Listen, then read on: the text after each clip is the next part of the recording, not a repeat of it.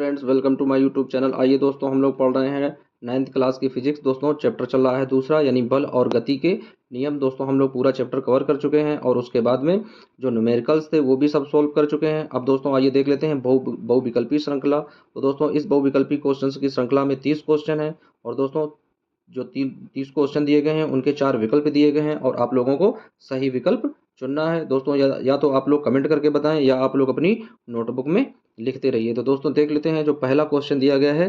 तो पहला दोस्तों क्वेश्चन दिया गया है, कह रहा कि बल का मात्रक क्या है। तो दोस्तों बल का मात्रक क्या दिया गया है, मीटर होता है, मीटर प्रति सेकेंड होता है, सेकेंड प्रति मीटर होता है या फिर न्यूटन होता है। तो दोस्तों जल्दी से आप अपना आंसर क्लिक करें या कमेंट करें। दोस्तों पहला जो आप ऑप्शन दिया गया है उसे ए मानेंगे, दूसरा जो दोस्तों गोला दिया गया है उसे बी मानेंगे, तीसरा जो है उसे सी मानेंगे और चौथे को डी मानेंगे। तो आइए दोस्तों देख लेते हैं पहले क्वेश्चन का जो राइट आंसर होने वाला है। तो दोस्तों बल जो है, तो बल का एसआई पद्धति का मात्रक दोस्तों क्या होता है, बल की एसआई पद्धति जो है वो बल की एसआई पद्धति का मात्रक क्या निर्धारित करती है दोस्तों, तो वह निर्धारित करती है न्यूटन को। क्वेश्चन नंबर पहले का जो राइट ऑप्शन हो जाएगा दोस्तों वो हो जाएगा D option is right answer, यानी न्यूटन जो है वो बल का एसआई पद्धति का मात्रक है। अब आइए दोस्तों देख लेते हैं क्वेश्चन नंबर दूसरा। तो दोस्तों क्वेश्चन नंबर दूसरा दिया गया है, कह रहा है कि सभी वस्तुएं अपनी अवस्था में परिवर्तन का विरोध करती हैं, तो यह गुण क्या कहलाता है। दोस्तों क्या कह रहा है कि सभी वस्तुएं जो हैं अपनी अवस्था में परिवर्तन का विरोध करती हैं, तो उस गुण को क्या कहते हैं। दोस्तों आप लोगों को बहुत ही आसानी से ये चीज़ें समझनी चाहिए कि सभी वस्तुएं क्या होती हैं, जब अपनी अवस्था में होने वाले परिवर्तन का विरोध करती हैं तो उसे क्या कहते हैं, उसे क्या पल कहते हैं, उसे जड़त्व कहते हैं, उसे द्रव्यमान कहते हैं या फिर उसे संवेग कहते हैं। दोस्तों जल्दी से आप लोग कमेंट करें कि क्वेश्चन नंबर दूसरे का राइट आंसर क्या होगा, ए सही होगा, बी सही होगा, सी सही होगा या फिर डी सही होगा। तो दोस्तों इसे मान लेते हैं ए, बी, सी और ये डी। तो दोस्तों जल्दी से बताइए आप लोग कौन सा ऑप्शन सही होने वाला है क्वेश्चन नंबर दूसरे में। तो अब आइए देख लेते हैं क्वेश्चन नंबर दूसरे का जो राइट आंसर बनने वाला है दोस्तों, सभी वस्तुएं अपनी अवस्था में परिवर्तन का जो विरोध करती हैं तो वह गुण दोस्तों कहलाता है वस्तुओं का जड़त्व गुण। क्या कहलाता है, जड़त्व। तो क्वेश्चन नंबर दूसरे का जो राइट ऑप्शन हो जाएगा दोस्तों वो हो जाएगा बी नंबर, यानी B option is right answer. अब आइए देख लेते हैं क्वेश्चन नंबर तीसरा।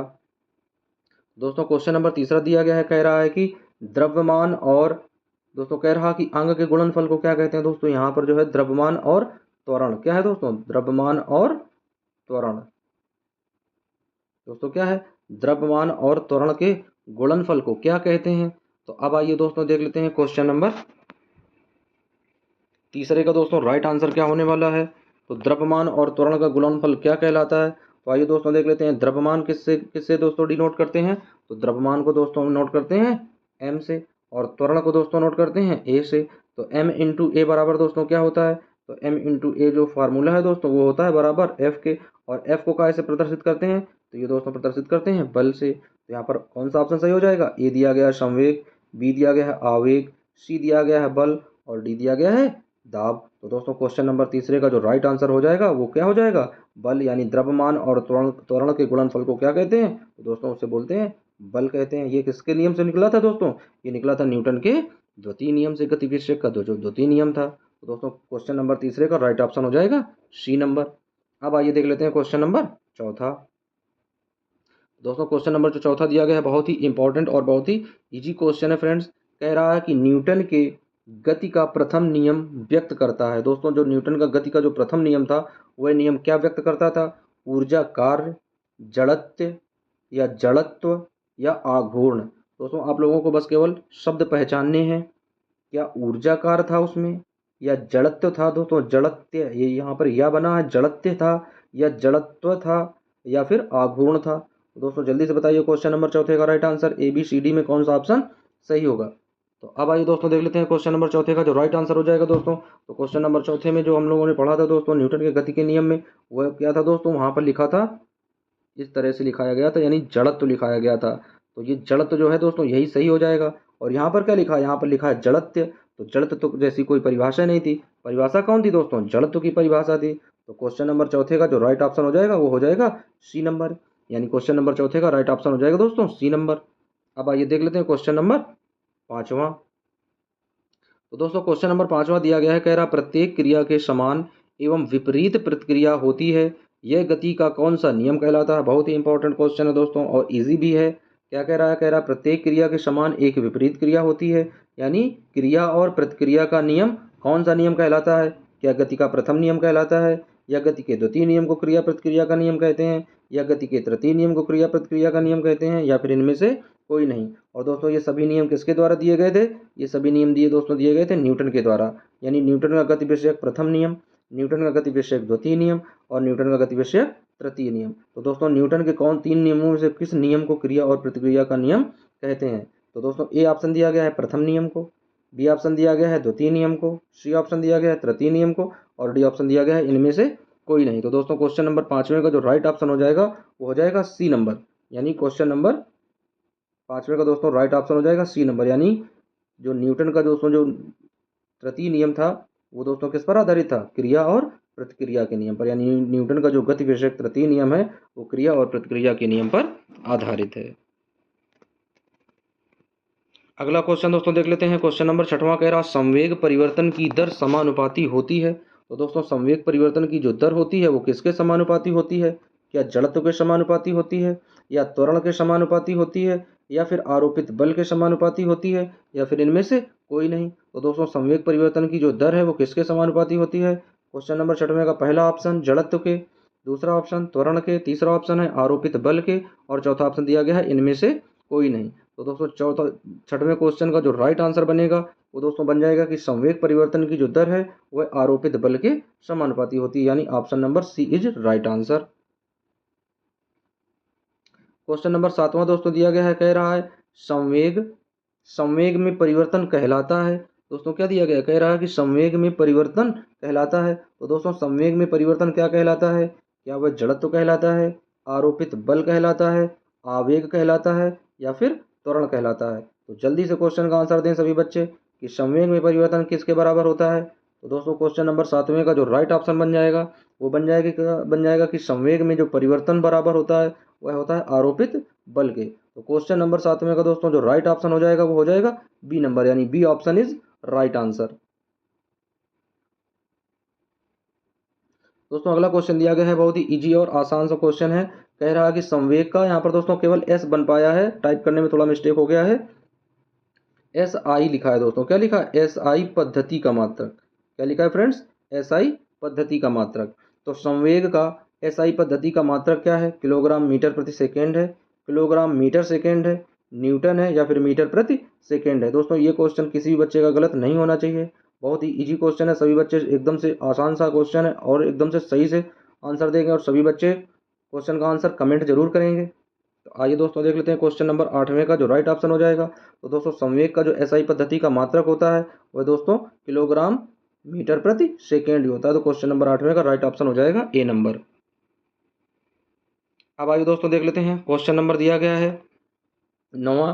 दोस्तों कह रहा है कि यदि बल F है, द्रव्यमान m है तथा त्वरण दोस्तों यहाँ पर 1 है, यहाँ पर गलती से टाइप हो गया है, यहाँ पर दूसरा डिजिट रख लेते हैं, यानी त्वरण के लिए हम लोग a मानेंगे। क्या मानेंगे दोस्तों? यहाँ पर त्वरण 1 लिखा है दोस्तों, इसे यहाँ पर कट कर देते हैं और यहाँ पर a मान लेंगे, यानी बल F है, द्रव्यमान m है तथा त्वरण a है। तो इसमें दोस्तों क्या संबंध होगा? क्या F बराबर ma होगा, या MEAF होगा, या a बराबर mf होगा, या f इक्वल टू 1 होगा? तो दोस्तों जल्दी से बताइए कि ये तीनों चीजें मिलकर किस समीकरण दोस्तों, किस फार्मूले का निर्माण करेंगी? क्वेश्चन नंबर 9 का राइट आंसर दें सभी बच्चे। तो आइए दोस्तों देख लेते हैं क्वेश्चन नंबर 9 का जो राइट आंसर होने वाला है। बहुत ही इजी क्वेश्चन है दोस्तों और न्यूटन के दोस्तों गति के द्वितीय नियम पर आधारित है ये, जो न्यूटन का गति विषय का द्वितीय नियम था। तो आइए दोस्तों देख लेते हैं, यदि किसी वस्तु पर बल F है और उस वस्तु का द्रव्यमान m है तो वह त्वरण के गुणनफल के बराबर हो जाता है लगने वाला बल। तो F बराबर हो जाएगा m इंटू ए। तो क्वेश्चन नंबर 9 का जो राइट ऑप्शन बन जाएगा दोस्तों वो हो जाएगा ए नंबर, यानी A option is right answer. अब आइए दोस्तों चलते हैं अगले क्वेश्चन की ओर। दोस्तों अगला क्वेश्चन दिया गया है, कह रहा है कि बल की माप की जाती है। दोस्तों क्या कह रहा है? कह रहा है कि बल की माप जो है वो की जाती है, किससे की जाती है? न्यूटन के गति विषयक प्रथम नियम से, न्यूटन के गति विषयक द्वितीय नियम से, न्यूटन के गति विषयक तृतीय नियम से, या फिर तीनों नियमों से? दोस्तों जल्दी से आप लोग कमेंट करें। क्वेश्चन नंबर 10वें का पहला क्वेश्चन, बल की माप की जाती है दोस्तों न्यूटन के प्रथम नियम से, न्यूटन के द्वितीय नियम से, न्यूटन के तृतीय नियम से, या फिर इनमें से कोई नहीं, या फिर इनमें दोस्तों दिया गया इनमें से तीनों नियम, यानी इनमें से सभी आंसर सही हो जाएगा। तो दोस्तों देख लेते हैं क्वेश्चन नंबर 10वें का जो राइट आंसर होने वाला है दोस्तों वो कौन है कि बल की माप किससे की जाती है दोस्तों, तो न्यूटन के गति विषयक द्वितीय नियम से। दोस्तों द्वितीय नियम ही फार्मूला निकला था F equal to m into a, यही निकला था दोस्तों। क्या निकला था? F equal to m into a. तो दोस्तों ये है बल का फार्मूला। तो क्वेश्चन नंबर 10वें का जो राइट ऑप्शन हो जाएगा वो हो जाएगा बी नंबर, यानी B option is right answer. अब आइए दोस्तों देख लेते हैं, बहुत ही इजी क्वेश्चन है। कह रहा कि न्यूटन किसका मात्रक है? बल का है, त्वरण का है, बल का है, या फिर दोस्तों यहाँ पर एक ऑप्शन छूट गया है, यहाँ पर दोस्तों इनमें से कोई नहीं। क्या हो जाएगा दोस्तों? चौथा ऑप्शन, इनमें से कोई नहीं। तो आइए दोस्तों देख लेते हैं क्वेश्चन नंबर 11वें का जो राइट आंसर है वो क्या बनेगा दोस्तों, यानी ए ऑप्शन बल का, बी ऑप्शन त्वरण का, सी ऑप्शन फिर से बल का, और डी ऑप्शन यहाँ पर दोस्तों इनमें से कोई नहीं। दोस्तों इसका जो आंसर है, जिस बच्चे ने दोस्तों ए ऑप्शन दिया है वो भी सही है, जिस बच्चे ने सी ऑप्शन दिया है वो भी सही है, और जिन जिन बच्चों ने दोस्तों ए व सी दोनों दिया है, यानी ए प्लस सी लिख दिया है, उनका 100% सही है। क्योंकि यहाँ पर गलती से दोनों एक ही चीज़ें दो बार टाइप हो गई हैं, यानी बल यहाँ पर भी लिख गया है और बल यहाँ पर भी लिख गया। दोस्तों न्यूटन किसका मात्रक होता है? बल का होता है। तो पहला ऑप्शन भी सही हो जाएगा और सी ऑप्शन भी सही हो जाएगा। दोस्तों क्वेश्चन नंबर जो 11वें का राइट आंसर है दोस्तों वो ए प्लस सी, यानी ए भी सही है और सी भी सही है। अब आइए दोस्तों तो देख लेते हैं अगला क्वेश्चन। दोस्तों टाइप करने में ये चीज़ें थोड़ा मिस्टेक हो गई हैं। अगला क्वेश्चन दोस्तों दिया गया है, कह रहा है कि जड़त्व का नियम प्राप्त होता है न्यूटन के किस नियम से? दोस्तों क्या कह रहा है? कह रहा है जड़त्व का नियम न्यूटन के किस नियम से प्राप्त होता है? न्यूटन के प्रथम नियम से, न्यूटन के द्वितीय नियम से, न्यूटन के तृतीय नियम से, या फिर गुरुत्वाकर्षण के नियम से? दोस्तों जल्दी से कमेंट करें या आप अपनी नोटबुक में आंसर दें। जड़त्व का नियम किससे प्राप्त होता है? न्यूटन के गति विषयक प्रथम नियम से, न्यूटन के गति विषयक द्वितीय नियम से, या न्यूटन के गति विषयक तृतीय नियम से, या फिर गुरुत्वाकर्षण नियम थे? तो दोस्तों क्वेश्चन नंबर 12वें का जो राइट ऑप्शन हो जाएगा दोस्तों, तो जड़त्व की बात दोस्तों किसमें हुई थी? न्यूटन के प्रथम नियम में। यानी जब कोई वस्तु विरामावस्था में है तो उसे उस अवस्था में रहने के लिए किसी भी प्रकार के बल की आवश्यकता नहीं होती है। तो क्वेश्चन नंबर 12वें का जो राइट ऑप्शन हो जाएगा दोस्तों वो हो जाएगा ए नंबर, यानी A option is right answer.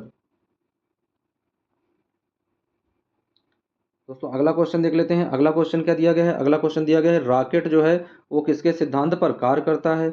ऊर्जा संरक्षण के सिद्धांत पर, द्रव्यमान संरक्षण के सिद्धांत पर, या संवेग संरक्षण के सिद्धांत पर, या फिर इनमें से कोई नहीं। तो दोस्तों देख लेते हैं रॉकेट जो है वो किसके सिद्धांत पर कार्य करता है। दोस्तों आप लोगों ने देखा होगा जिस तरीके से जब स्पेस स्टेशन में दोस्तों रॉकेट भेजे जाते हैं, पृथ्वी से अंतरिक्ष में स्थापित किए जाते हैं दोस्तों, तो वो इस तरीके के बने होते हैं, इस तरीके की उनकी ऐसी संरचना होती है। और जब यहाँ से चलते हैं तो यहाँ से इस तरीके से ऐसे ऐसे आग निकलती हुई एकदम से ऊपर की ओर बढ़ते चले जाते हैं। तो दोस्तों ये कह रहा है कि किस नियम पर आधारित होते हैं? क्या ऊर्जा संरक्षण पर, या द्रव्यमान संरक्षण पर, या फिर संवेग संरक्षण पर? तो दोस्तों क्वेश्चन नंबर 13वें का जो राइट ऑप्शन हो जाएगा दोस्तों वो हो जाएगा क्वेश्चन नंबर 13वें का, यानी संवेग संरक्षण के नियम पर। यानी इनका जो प्रारंभिक वेग होता है और जो अंतिम वेग होता है, दोस्तों आप लोगों को बताया था प्रारंभिक वेग और अंतिम वेग में संबंध बताया था कि संवेग संरक्षण का क्या नियम होता है। तो अब आइए दोस्तों देख लेते हैं क्वेश्चन नंबर 14वां। दोस्तों 14वां क्वेश्चन दिया गया है, कह रहा है कि न्यूटन किसके बराबर होता है? दोस्तों क्या कह रहा है? कह रहा है न्यूटन जो है वो किसके बराबर होता है, यानी एक न्यूटन का मान कितना होता है? दोस्तों आप लोग जानते हैं कि एक न्यूटन का मान कितना होता है? 1 किलोग्राम मीटर प्रति सेकेंड होता है, या 1 किलोग्राम सेंटीमीटर प्रति सेकेंड होता है, या 1 ग्राम मीटर प्रति सेकेंड होता है, या 1 किलोग्राम मीटर प्रति सेकेंड होता है? दोस्तों जल्दी से आप लोग कमेंट करें कि इस क्वेश्चन का राइट आंसर क्या है। क्वेश्चन नंबर 14वें का दोस्तों ए सही है, बी सही है, सी सही है, या फिर डी सही है? तो आइए दोस्तों देख लेते हैं क्वेश्चन नंबर 14वें का राइट आंसर क्या है। तो दोस्तों जिस भी बच्चे ने क्वेश्चन नंबर 14वें का ए ऑप्शन दिया है वो भी सही है दोस्तों, और जिस बच्चे ने क्वेश्चन नंबर 14वें का ऑप्शन डी सही टिक लगाया है वो भी सही है। क्योंकि दोस्तों दोनों जगह एक ही आंसर, एक ही दोस्तों ऑप्शन डबल टिक हो गया है, यानी 1 kg इंटू मीटर प्रति सेकेंड यहाँ पर भी है और 1 kg इंटू मीटर प्रति सेकेंड यहाँ पर भी है दोस्तों। तो इसे क्या कहते हैं? न्यूटन किसके बराबर में होता है? तो आइए देख लेते हैं दोस्तों न्यूटन किसके बराबर में होगा। तो न्यूटन का मान दोस्तों क्या होता है? F equal to m into a. दोस्तों एम किसका मान होता है? द्रव्यमान का होता है, इसे केजी से लिखते हैं, इंटू दोस्तों ए का मान क्या होता है? ए का मान होता है दोस्तों मीटर प्रति सेकेंड स्क्वायर, और यहाँ पर कहीं पर भी स्क्वायर नहीं लगा है। तो दोस्तों ये चीज़ें बस केवल लिखने में यहाँ पर त्रुटि हो गई है तो यहाँ पर स्क्वायर लगा देंगे दोस्तों इस तरीके से, तो आंसर ये दोनों सही हो जाएंगे, क्योंकि यहाँ पर भी वही चीज़ लिखी है 1 किलोग्राम मीटर प्रति सेकेंड, और यहाँ पर भी वही चीज़ लिखी है 1 किलोग्राम मीटर प्रति सेकेंड। तो दोस्तों एक में यहाँ पर क्या करेंगे, स्क्वायर लगा देंगे, या इसमें स्क्वायर लगा देंगे तो ये चीज़ें एक दूसरे के बराबर हो जाएंगी, और जब ये चीज़ें एक दूसरे के बराबर हो जाएंगी तो 1 न्यूटन का मान आ जाएगा। तो दोस्तों इस तरीके से क्या करते हैं, क्वेश्चन नंबर 14वें का दोस्तों जो राइट ऑप्शन मानेंगे क्वेश्चन नंबर 14वें का, तो उसे ए भी मान सकते हैं क्योंकि इसमें भी स्क्वायर लगा दिया है, डी भी मान सकते हैं क्योंकि इसमें भी स्क्वायर लगा दिया है। तो जिन बच्चों ने ए व डी ऑप्शन दिए हैं उनके क्वेश्चन के आंसर सही माने जाएंगे। अब आइए दोस्तों देख लेते हैं क्वेश्चन नंबर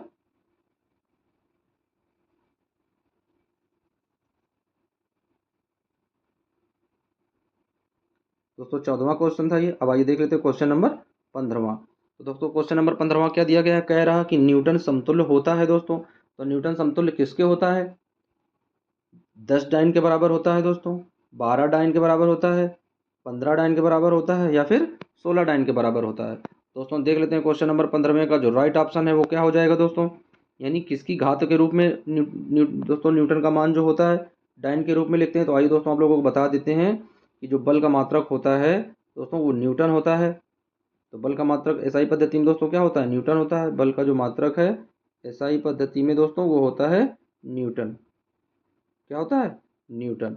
अब उसके बाद में दोस्तों जब सीजीएस पद्धति में लिखते हैं, किस पद्धति में लिखेंगे, सीजीएस पद्धति में, तो दोस्तों क्या हो जाता है, डाइन हो जाता है। और इसे किसकी घात के रूप में लिखते हैं, इसको लिखते हैं 10⁵ के रूप में लिखते हैं दोस्तों। तो ये आ जाता है दोस्तों। तो न्यूटन का जो समतुल्य मान होगा दोस्तों वो क्या हो जाएगा, वो हो जाएगा डाइन। यानी क्वेश्चन नंबर 15वें का जो राइट ऑप्शन होगा दोस्तों वो हो जाएगा 10, यानी यहाँ पर घाते नहीं लिख पाया दोस्तों, यहाँ पर 5 यानी 10 डाइन के बराबर हो जाएगा। तो न्यूटन का समतुल्य रूप क्या है दोस्तों, 10 डाइन। अब आइए दोस्तों देख लेते हैं अगला क्वेश्चन। तो फ्रेंड्स अगला क्वेश्चन दिया गया है, कह रहा किसी वस्तु का जड़त्व निर्भर करता है। दोस्तों किसी भी वस्तु का जो जड़त्व है वो किस चीज पर निर्भर करता है, वस्तु के गुरुत्व केंद्र पर, वस्तु के द्रव्यमान पर, गुरुत्वीय त्वरण पर, या वस्तु के आकार पर। तो दोस्तों देख लेते हैं क्वेश्चन नंबर 16वें का राइट ऑप्शन क्या होने वाला है।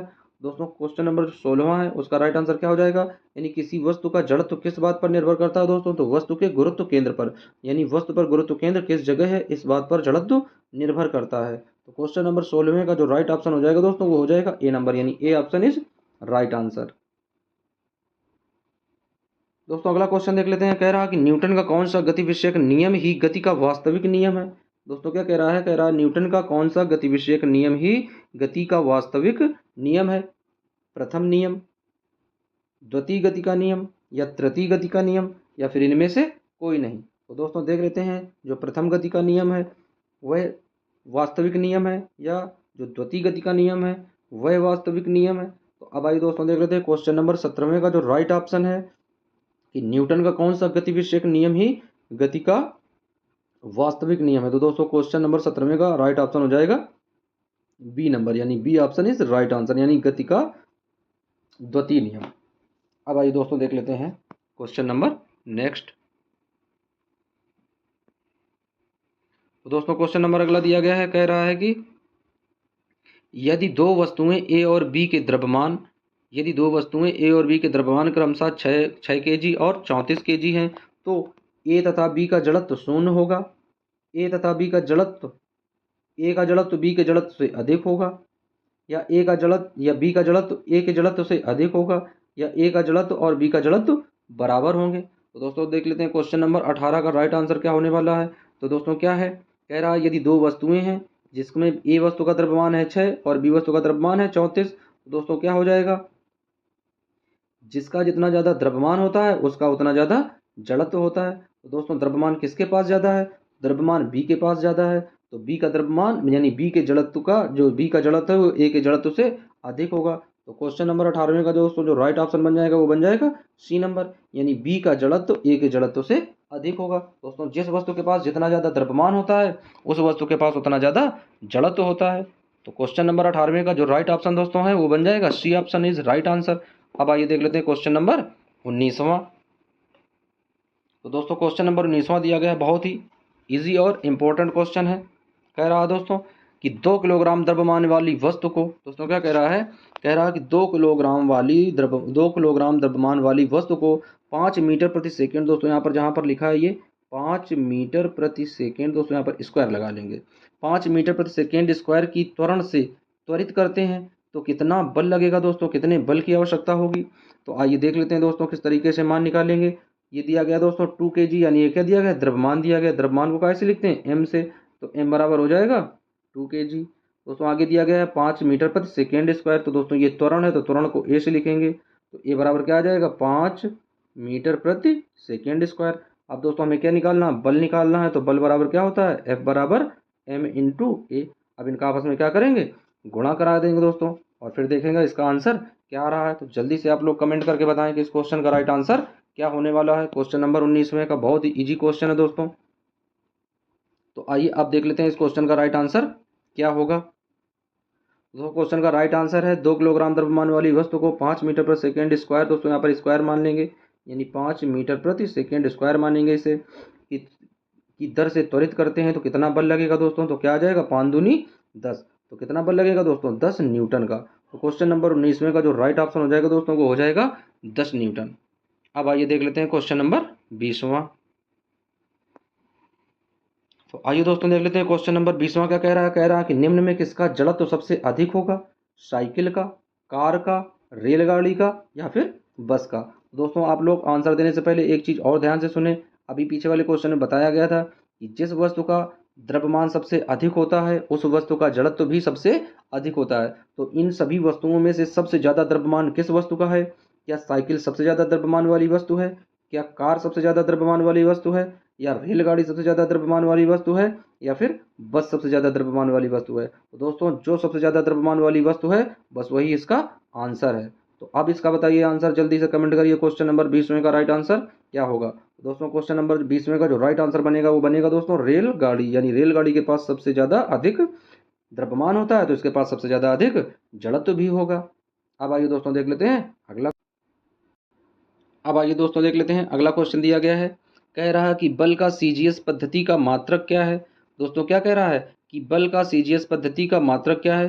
दोस्तों टाइप करने में थोड़ी सी गलती और मिस्टेक हो गया है, उस गलती और मिस्टेक का सभी बच्चे फ़ायदा उठाएंगे और इस क्वेश्चन का ऑटोमेटिक आंसर पहचान जाएंगे कि इस क्वेश्चन का आंसर क्या होने वाला है, क्योंकि दोस्तों एक ऐसी हिंट्स इसमें से चली गई है कि सभी बच्चे समझ जाएंगे कि उस क्वेश्चन का राइट आंसर क्या होगा। फिर भी आइए देख लेते हैं, जो बच्चे नहीं समझ पाए हैं उनके लिए है, क्या बल का सीजीएस पद्धति का मात्रक न्यूटन होता है, या डाइन होता है, या किलोग्राम मीटर प्रति सेकेंड होता है, या फिर इनमें से कोई नहीं। तो दोस्तों अभी पीछे वाले क्वेश्चन में भी आप लोगों को बताया गया है कि एक डाइन किसके बराबर में होता है और कितने बल के बराबर में होता है दोस्तों।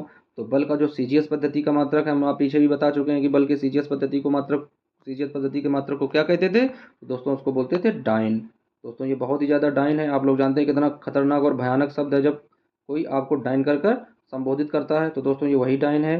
तो बल का सीजीएस पद्धति का मात्रक कौन है, डाइन है दोस्तों। और यहाँ पर देख रहे हो नीचे पहले से ही क्या था, रेड रेड लाइन हो गई दोस्तों, यानी ये खतरे की घंटी थी पहले से ही जहाँ पर डाइन लिखा था, तो इसका मतलब यही इसका आंसर था, क्योंकि यहाँ पर ये खतरे की घंटी पहले से ही दिख रही थी। तो क्वेश्चन नंबर दोस्तों 21 का जो राइट ऑप्शन हो जाएगा वो हो जाएगा B option is right answer. अब दोस्तों देख लेते हैं क्वेश्चन नंबर अगला, कह रहा है कि संवेग एक राशि है। दोस्तों देख लेते हैं संवेग एक ऐसी राशि है, एक अदिश राशि है, सदिश राशि है, प्रदिश राशि है, या फिर इनमें से कोई नहीं। तो जल्दी से दोस्तों कमेंट करके बताएं कि संवेग एक किस प्रकार की राशि है, संवेग एक कैसी राशि है, संवेग एक अदिश राशि है, सदिश राशि है, प्रदिश राशि है, या फिर इनमें से कोई नहीं। तो दोस्तों क्वेश्चन नंबर 22 का जो राइट ऑप्शन हो जल्दी से आप लोग कमेंट करें या आप लोग अपनी नोटबुक में लिखें। तो दोस्तों जो संवेग एक राशि है, तो संवेग एक कैसी राशि है, तो संवेग एक सदिश राशि है। तो क्वेश्चन नंबर 22 यानी क्वेश्चन नंबर 22 का जो राइट ऑप्शन हो जाएगा वह हो जाएगा बी नंबर, यानी B option is right answer. अब दोस्तों अगला क्वेश्चन देख लेते हैं। अगला क्वेश्चन क्या दिया गया है, कह रहा है यदि किसी वस्तु का द्रव्यमान 1 किलोग्राम है। दोस्तों क्या कह रहा है, यदि किसी वस्तु का द्रव्यमान 1 किलोग्राम है और उस पर त्वरण, दोस्तों क्या है, और उस पर त्वरण 1 मीटर प्रति सेकेंड स्क्वायर का है। दोस्तों किसी वस्तु का द्रव्यमान यानी m का मान भी जो है वो भी 1 है, और उसके बाद में कह रहा जो त्वरण यानी a का मान है वो भी 1 है। दोस्तों दोनों के मान क्या दिए गए हैं, यानी m बराबर भी 1 दिया गया है और a बराबर भी 1 दिया गया है दोस्तों। तो कह रहा कि लगने वाला बल क्या होगा, जल्दी से कैलकुलेशन करें। ऑप्शन ए में दिया गया है 1 न्यूटन, ऑप्शन बी में दिया गया है 0 न्यूटन, ऑप्शन सी में दिया गया है 2 न्यूटन, और ऑप्शन डी में दिया गया है किलो ग्राम मीटर प्रति सेकेंड स्क्वायर। तो आइए दोस्तों देख लेते हैं क्वेश्चन नंबर 23 का जो राइट ऑप्शन होगा वो क्या हो जाएगा दोस्तों। तो जब इस क्वेश्चन का राइट आंसर निकालेंगे फ्रेंड्स तो क्या आ जाएगा, 1 न्यूटन। क्या आ जाएगा दोस्तों, 1 न्यूटन के बराबर। तो क्वेश्चन नंबर 23 का राइट ऑप्शन हो जाएगा ये नंबर, यानी 1 न्यूटन का बल लगेगा फ्रेंड्स। अब आइए देख लेते हैं क्वेश्चन नंबर नेक्स्ट। तो आइए दोस्तों देख लेते हैं क्वेश्चन नंबर 24वां दिया गया है। क्या कह रहा कि नाव खेना किस गति का उदाहरण है। क्या है दोस्तों, नाव को खेना। दोस्तों खेना का मतलब होता है नाव को चलाना, यहाँ पर छेना ना समझ लेना दोस्तों, नहीं तो खाने वाली चीज समझ बैठो। यानी नाव खेना किस गति का उदाहरण है। ये ऑप्शन दिया गया है न्यूटन के प्रथम गति विषयक नियम का, न्यूटन के गति विषयक द्वितीय नियम का, न्यूटन के गति विषयक तृतीय नियम का, या फिर गैलीलियो के गति विषयक नियम का। तो दोस्तों नाव खेना जो है वो किसका उदाहरण है, आप लोग पढ़ भी चुके हो, हमने आप लोगों को लिखाया भी है नोट्स में। तो सभी बच्चे जल्दी से कमेंट करें कि इस क्वेश्चन का राइट आंसर क्या होने वाला है। तो अब आइए देख लेते हैं क्वेश्चन नंबर 24 का जो राइट ऑप्शन बनेगा वो क्या बनेगा। जल्दी से बच्चों कमेंट करें। ए ऑप्शन सही होगा, बी ऑप्शन सही होगा, सी ऑप्शन सही होगा, या फिर डी ऑप्शन सही होगा। तो अब आइए देख लेते हैं क्वेश्चन नंबर 24 का जो राइट ऑप्शन होने वाला है कि नाव खेना किस गति का उदाहरण है। न्यूटन के गति विषयक प्रथम नियम का, न्यूटन के गति विषयक द्वितीय नियम का, या न्यूटन के गति विषयक तृतीय नियम का। तो दोस्तों क्वेश्चन नंबर 24 का राइट ऑप्शन हो जाएगा C option is right answer, यानी न्यूटन के गति विषयक तृतीय नियम का। और दोस्तों इसी नियम को क्या बोलते हैं, इसी नियम को बोलते हैं क्रिया और प्रतिक्रिया का नियम। तो क्रिया और प्रतिक्रिया के नियम के द्वारा दोस्तों कौन सी घटना होती है, नाव का खेना, या नाव से उतरने पर नाव का पीछे हट जाना, या बंदूक से गोली का निकलना। अगला क्वेश्चन दोस्तों देख लेते हैं। अगला क्वेश्चन क्या दिया गया है। तो फ्रेंड्स अगला क्वेश्चन दिया गया है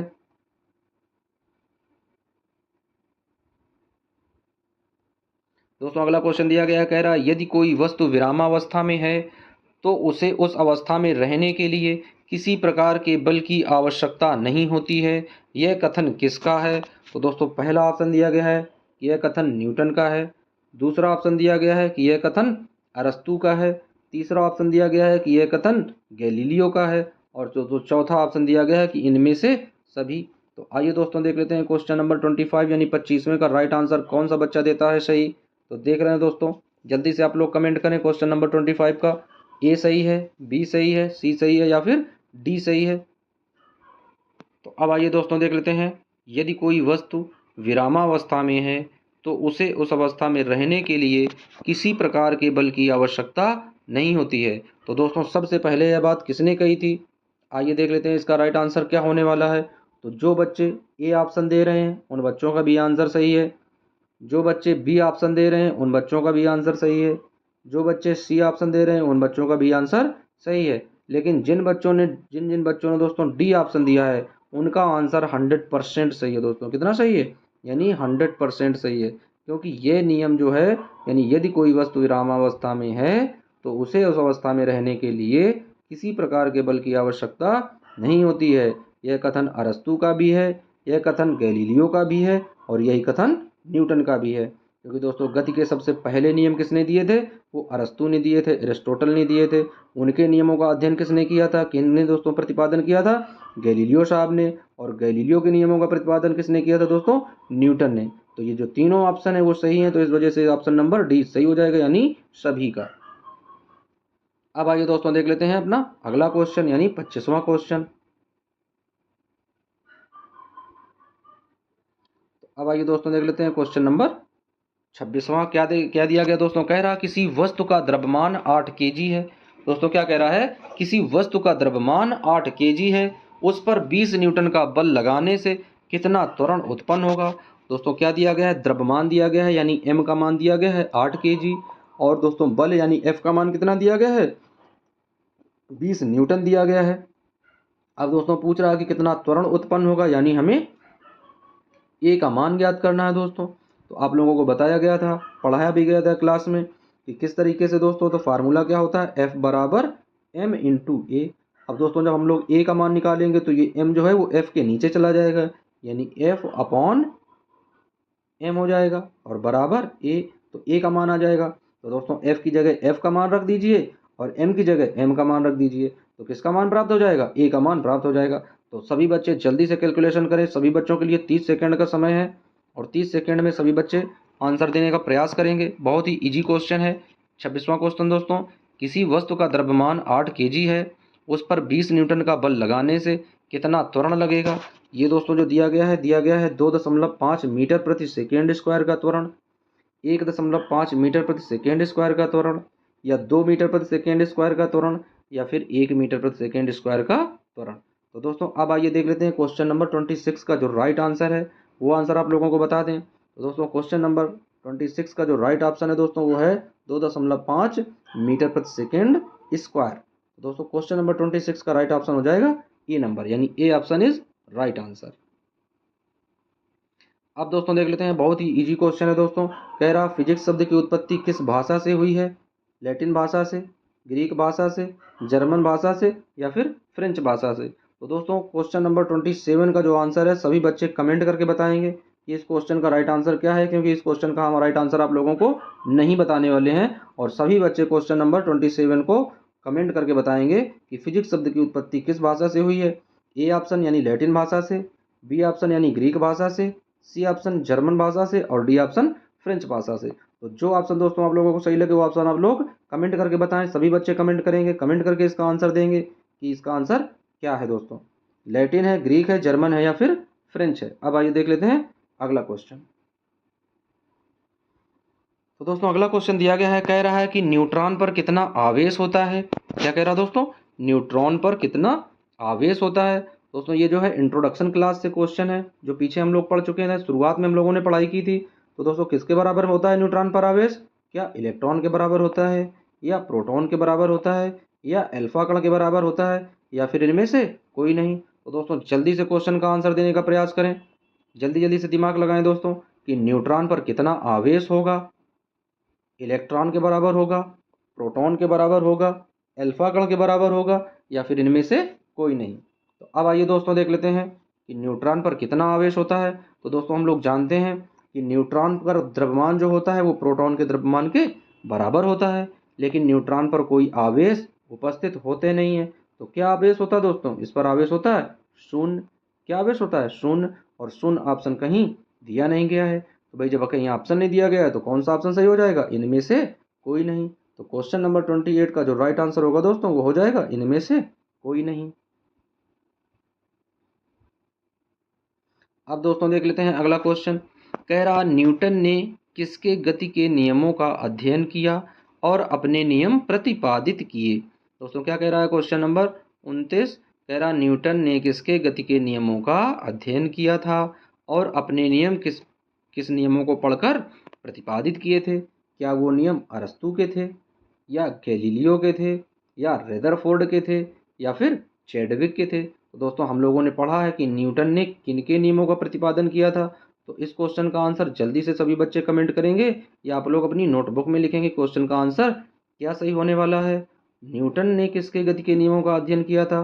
तो अब आइए दोस्तों देख लेते हैं, क्वेश्चन नंबर 29 का राइट आंसर बताने का समय आ गया है कि न्यूटन ने किसके नियमों का अध्ययन किया था। तो दोस्तों वो वैज्ञानिक थे गैलीलियो। कौन थे दोस्तों, गैलीलियो।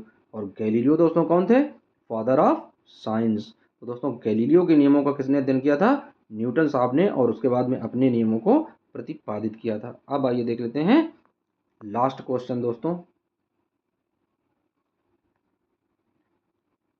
तो फ्रेंड्स अंतिम क्वेश्चन दिया गया है, बहुत ही इंपॉर्टेंट क्वेश्चन है। कह रहा यदि वस्तु पर 5 न्यूटन का बल लगाने पर, दोस्तों क्या दिया गया है, यदि वस्तु पर 5 न्यूटन का बल लगाने पर कितना त्वरण उत्पन्न होगा। दोस्तों कह रहा है किसी वस्तु पर 5 न्यूटन का बल लगाने से कितना त्वरण उत्पन्न होगा यदि वस्तु का द्रव्यमान कितना है, 25 जी है। दोस्तों क्या दिया गया है, 25 ग्राम दिया गया है। भाई बस यही टॉपिक में ट्विस्ट डाल दिया है कि ये 25 ग्राम लिख गया है। अब हम लोग जानते हैं दोस्तों कि जब किसी भी सवाल को लगाते हैं, जब किसी न्यूमेरिकल को सॉल्व करते हैं, तो जो भी मात्रक दिए होते हैं वो मात्रक हमें एसआई पद्धति में चाहिए। और दोस्तों एसआई पद्धति में कितनी मूल राशियां थीं और कितने मूल मात्रक थे। दोस्तों हम जानते हैं कि एसआई पद्धति में 7 मूल राशियां थीं और उनके 7 मूल मात्रक थे। तो उसमें से दोस्तों एक मूल मात्रक किसका था, द्रव्यमान का। और द्रव्यमान का एसआई पद्धति का मात्रक क्या होता था, किलोग्राम। तो दोस्तों यहाँ पर क्या दिया गया है, यहाँ पर दिया गया है ग्राम, और यहाँ पर हमें चाहिए किस में, किलोग्राम में। क्योंकि सवाल जब लगाएंगे तो किलोग्राम में दोस्तों एंट्री करेंगे, यहाँ पर ग्राम दिया गया है, तो इस 25 को जब ग्राम से किलोग्राम में कन्वर्ट करेंगे तो क्या लिखेंगे दोस्तों, तो यहाँ पर लिखेंगे 25 इंटू 10⁻³ kg। तो दोस्तों एक जो जी का मान होता है, स्मॉल वाली जी का दोस्तों जो मान होता है, स्मॉल जी का मान, तो वो होता है 10⁻³ kg के बराबर। तो यहाँ पर वही दोस्तों आ जाएगा द्रव्यमान, यानी 25 ग्राम है तो क्या लिखेंगे 25 ग्राम को 25 × 10⁻³ ग्राम। तो दोस्तों क्वेश्चन नंबर 30वें का जल्दी से सभी बच्चे सॉल्व करें, और इस क्वेश्चन को लिए दोस्तों आप लोगों के आंसर कमेंट में देने होंगे, यानी ए ऑप्शन सही होगा, बी सही होगा, सी सही होगा या फिर डी ऑप्शन सही होगा। तो सभी बच्चे क्वेश्चन नंबर 30वें का जो राइट आंसर है वो कमेंट में देंगे। और दोस्तों सही दोस्तों इसके लिए आप लोगों के पास 1 मिनट का समय है, जब तक वीडियो दोस्तों चलता रहेगा 1 मिनट के अंदर आप लोग इस क्वेश्चन का राइट आंसर कमेंट में दें, उसके बाद में वीडियो ऑफ होगा। तो अब आइए दोस्तों देख लेते हैं सबसे इम्पोर्टेंट चीज़। तो दोस्तों सबसे इम्पोर्टेंट चीज़ क्या है कि ऐसी रोचक और महत्वपूर्ण जानकारी के लिए दोस्तों, और अच्छी पढ़ाई और अपने अच्छे भविष्य की स्टडी के लिए दोस्तों हमारा चैनल सब्सक्राइब करें, SCC क्लासेस 01। दोस्तों यदि आप लोगों ने अभी तक चैनल सब्सक्राइब नहीं किया है तो सभी बच्चों से गुजारिश है कि सभी बच्चे चैनल सब्सक्राइब कर लें। और दोस्तों जिन जिन बच्चों ने अभी तक वीडियो को लाइक नहीं किया है, तो भाई सभी बच्चों से यही रिक्वेस्ट है कि आप लोग वीडियो देख रहे हैं, आप लोगों के लिए इतनी मेहनत की जा रही है, तो आप लोग सभी लोग वीडियो को लाइक करें, चैनल को सब्सक्राइब करें, और दोस्तों चैनल को दोस्तों हो सके तो वीडियो को शेयर भी करें, जो आप लोगों के दोस्त व्यवहारी पढ़ने वाले हैं उनके पास भी ये चीज़ें पहुंच सके, ताकि जानकारी और ज्ञान सभी के पास पहुंचना अति आवश्यक है। तो दोस्तों मिलते हैं नेक्स्ट वीडियो में फिर से किसी बहुविकल्पीय श्रृंखला के साथ में। तो सभी बच्चे हमें कमेंट करेंगे और कमेंट करके अपना स्कोर बताएंगे कि जो भी 30 क्वेश्चन दिए गए थे, तो जिन बच्चों के दोस्तों 25 नंबर आए हैं तो वो 25/30 लिख के आंसर करेंगे। जिस बच्चे के दोस्तों 29 आए हों तो वो 29/30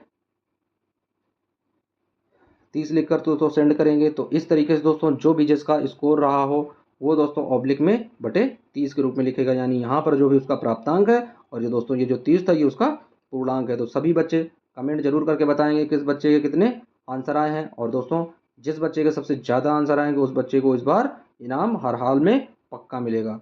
तो दोस्तों देखते हैं और मिलते हैं नेक्स्ट वीडियो में। जब तक के लिए दोस्तों अपना ख्याल रखिए, पढ़ाई करते रहिए। टेक केयर दोस्तों।